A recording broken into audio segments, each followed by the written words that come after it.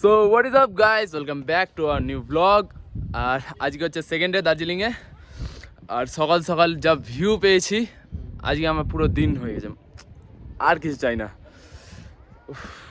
Just ভিউটা দেখো চারিদিকে, পিছনে ওইদিকে আছে, পিছনে কাঞ্চনজঙ্ঘা ওইদিকে আসছে, দেখা যাচ্ছে। হ্যাঁ দেখা যাচ্ছে, হালকা দেখা যাচ্ছে। যে এখন আছি আমরা হোটেলের ছাদে, হোটেলের ছাদ থেকে পিছনে ওইদিকে কাঞ্চনজঙ্ঘা আছে। যে আমি জানি না তোমরা কতটা বুঝতে পারছো। মা মুঝে কুছ দিখাই नहीं दे रहा माँ। আমি যাব, সামনে যাব, গিয়ে দেখাবো ভালো মতো। এখন হোটেল থেকে বেরিয়ে যাবো, বেরিয়ে কাজ করে তাড়াতাড়ি ওইদিকে যাবো, ওইদিকে গিয়ে কিছু ভিডিও নেবো, কিছু শুট করবো, হালকা একটু ব্রেকফাস্ট করবো।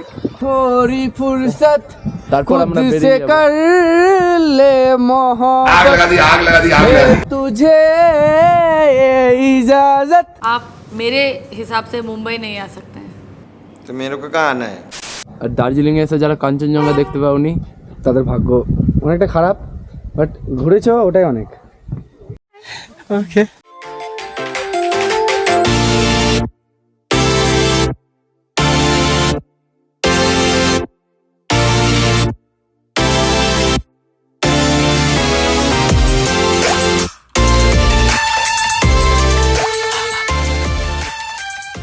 তো এখন আমরা হোটেল থেকে বেরিয়ে গেছি আর আমরা যাচ্ছি দার্জিলিং মেল রোডে। মেল রোডে গিয়ে ওখানটায় একটু ব্রেকফাস্ট করবো আর ওইদিকে গিয়ে ভিউ নিব কিছু। আমরা এখন ওইদিকে যাব, ওইদিকে ভালো ভিউ আছে একটা জায়গা থেকে, ওই ভিউটাই আমরা এখন নিতে যাবো।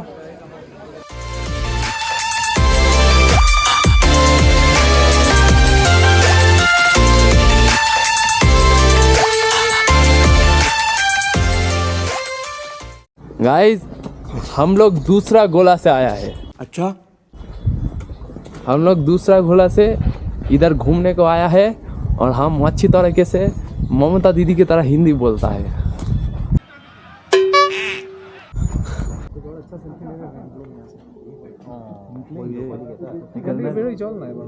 ফাইনালি আমাদের কাঞ্চনজঙ্ঘার ভিউ নেওয়া কমপ্লিট। এখন আমরা চলে যাবো সোজা ব্রেকফাস্ট করতে, আর ব্রেকফাস্ট করার পর বেরিয়ে যাব আরও যে কটা প্লেস আছে সে কটা প্লেস এক্সপ্লোর করতে। চেষ্টা করব প্রতিটাই করার, বাট হাতে যতটা টাইম পাচ্ছে মানে থাকছে সেই হিসাবে আমরা ট্রাই মারছি সব কিছুর। বিকজ আজকে রাত্রে আমরা আবার বাড়ি চলে যাবো। আজকে রাত্রে আমাদের আবার ট্রেন আছে, ভাবা যায়। আমরা এরকম দুদিনের, একদিনের, 3 দিনের এরকমই ট্রিপ মারি আমরা, তার বেশি আমরা ছুটি পাই না। কষ্ট এই, আর ভিডিওগুলো দেরিতে আসে তারও এটাই রিজন, আমাদেরকে ছুটি দেয় না, কষ্ট। শোনা গো আমার। ফাইনালি আমরা এখন দার্জিলিং থেকে বেরিয়ে যাচ্ছি। হ্যাঁ, দার্জিলিংয়ের সব কিছু কমপ্লিট, আমরা এখন বেরিয়ে যাব। আরে তুই যা রে। আর এখানে আমরা আমাদের মন পছন্দের যেটা ব্রেকফাস্ট সেটাও পাচ্ছি না। হ্যাঁ, আমার ডালপুরি খেতে ইচ্ছা করছে। ওটাই আসলে আমরা ডালপুরি খাওয়া আমাদের খুব ইচ্ছা করছে। খাস্তা মুচমুচে, খান গরম গরম, ডালপুরিতে মজবে বাঙালি, খেতে এটি চরম। আর আমরা দার্জিলিংয়ে থেকে চাও খাইনি। মগর কিউ? কেন জানো?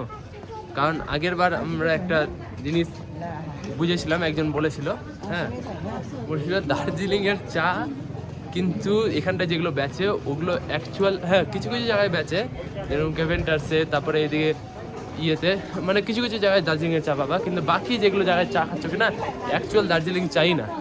কারণ দার্জিলিং টি শুধু গ্রিন টি, ব্ল্যাক টি এগুলোই হয়। যেটা তোমরা মিল্ক টি খাও ওটা অ্যাকচুয়াল দার্জিলিং চাই না। अच्छा हमको सिखा रिया है। A few inches later.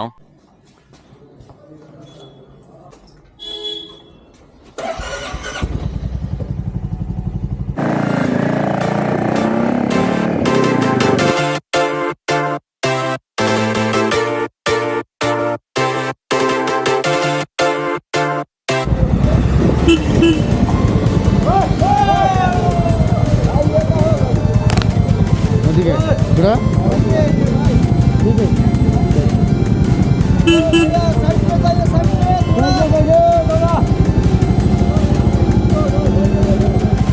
One side road ওটা। তো এইদিকে দেখো ভিউ, এটা হচ্ছে দার্জিলিং স্টেশন, এখানে টয় ট্রেন চলে। আর এদিকে দেখো ভিউ,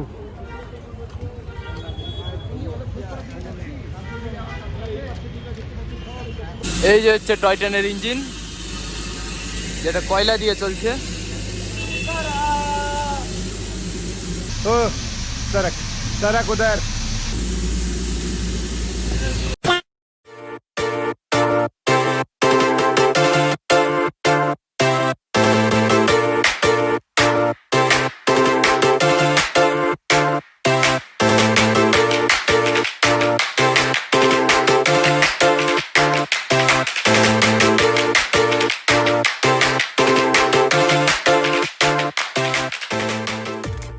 তো দার্জিলিংয়ে বেশ কিছু ঘোরা হলো না, কারণ দার্জিলিংয়ে আমি ভাবলাম পিস পাগোড়া যাব, বাট আমি রাস্তা একটু ভুল করে আগে বেরিয়ে গেছিলাম। তো আরও একটু এগিয়ে গিয়ে দেখলাম যে, আর জিজ্ঞাসা করলাম যে আগে কোনো রাস্তা আছে কিনা। সবাই বললো হ্যাঁ হ্যাঁ অনেক রাস্তা আছে।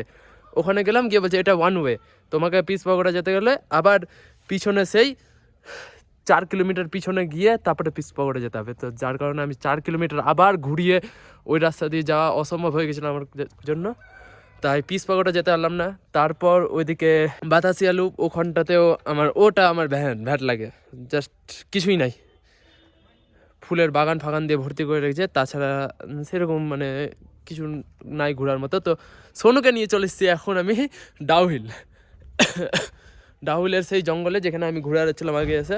ডাউহিলে এসে একটু ঠান্ডাটা অ্যাডজাস্ট হচ্ছে, নাহলে এতক্ষণ ফাটিয়ে দিয়েছিল ঠান্ডা।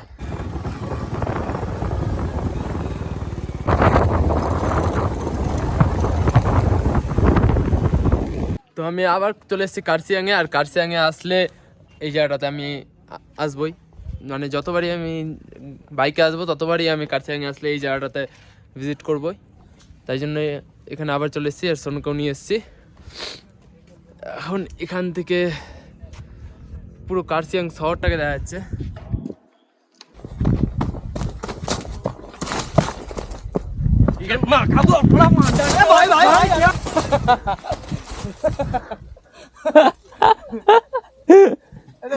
ভিডিও গন রং।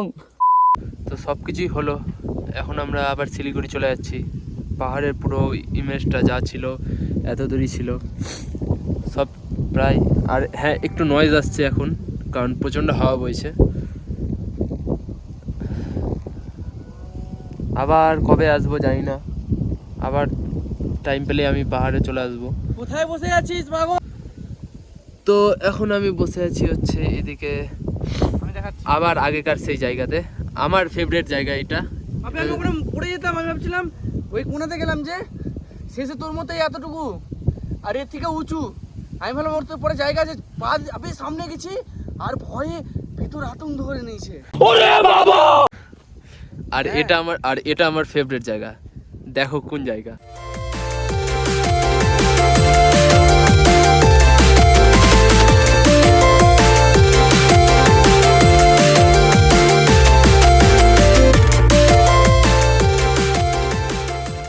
তো পাহাড় সব কিছু ঘোরা কমপ্লিট। এখন আমি এরকম উজরা চামানের মতো চুল নিয়ে হংকং মার্কেট ঘুরে যাচ্ছি, যে 25শে ডিসেম্বরের ইয়েটা রেডি করতে হবে। তো 25 ডিসেম্বর 31st নাইট, মানে ওই ড্রেস আপটা রেডি করতে হবে। তাই আমি এখন হংকং মার্কেটে ঘুরে যাচ্ছি। আমি জানি এখানটায় ভালো ভালো কালেকশন পেয়ে যাব, তাই জন্য এসেছি। A few moments later. তো ফাইনালি এখন আমরা বাড়ির জন্য বেরিয়ে যাচ্ছি। টাটা। আমাদের পাহাড়ের ট্যুর এতটাই ছিল। আমার গান মারলি যে টাকাটা দে বাথরুমে, ওই শুধু গান মারবো, আরো ভালো মতো মারবো, ভালো লাগবে। আমার কোনো ব্যাপার নাই। আচ্ছা তাহলে আই দেখ। তো এখন আমরা বাড়ি বেরিয়ে যাচ্ছি। বাই বাই, তাড়াতাড়ি চল, নাহলে ট্রেন পাবো না। ট্রেন না পেলে আমি মাইরি বলছি। তোরা আজকে অন্তদন্ত হয়ে যাবে কিন্তু বলে দিলাম। হ্যাঁ, এই ছেলেটা তো খালি লাইটার জ্বালাচ্ছে, কি জ্বালাচ্ছে, উল্টা পাল্টা কাজ করে যাচ্ছে খালি। এইভাবে মুড়া আর ওখানে মার, চুপ মার। আমার মনে হচ্ছে আবার আমি গান দুচ্ছ দাবে এই দেখ দড়ি দুটো লাগাতে গান মেরে নিয়ে গেছিস তুই, এক সাহস কিভাবে হবে? ওটা ওই ছিল তাহলে। ফাইনালি গাইস আবার মালদা চলে এসেছি। আর একটা খুবই টপ সিক্রেট তোমাদেরকে বলার আছে, প্রচণ্ড টপ সিক্রেট। হ্যাঁ, যেটা আমরা অনেস্টলি বলছি। হ্যাঁ, এই মা কালীর ঘিরা হ্যাঁ অন গড, হ্যাঁ মা কালী, বাঙালি তো মা কালীর খিরা।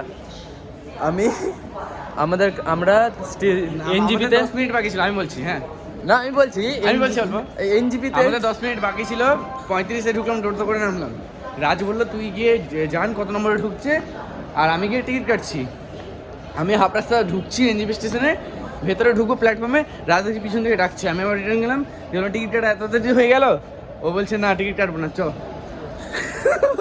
কারণ আমি যদি টিকিট কাটতে যেতাম, কারণ এনজিপি স্টেশন এখন নতুনভাবে মানে রেনোভেট হচ্ছে, তো টিকিট কাউন্টারটা অনেক দূরে। অনেক দূর। আর টিকিট কেটে যদি আমি ট্রেন অবধি যেতাম তো ব্যাস আজকে আমার বাড়ি আসা হয়ে গেছিল।